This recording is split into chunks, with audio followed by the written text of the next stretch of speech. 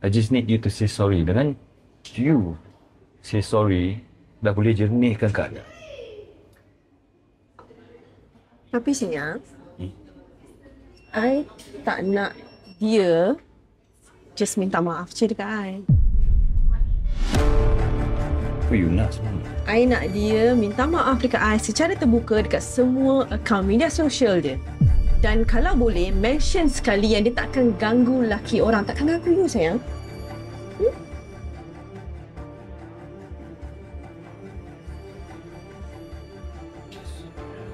No. Aku takkan buat macam tu. Kau yang provoke aku. Ingat tak? Okey, kalau kau tak nak, kita settle je dekat mahkamah. Jangan lupa tahu, tak lama lagi kau akan naik mahkamah. Dan pada masa tu, kau akan nampak buruk dan selai-selai bulan kau takkan dapat pun hak penjagaan Mikael. Bella, stop it. Sayang, betul lah cakap. Oh, just stop it. Kau nak proses mahkamah? Go ahead.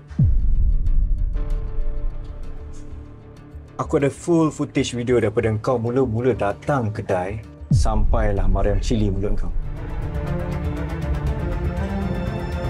Nak proceed? Go ahead.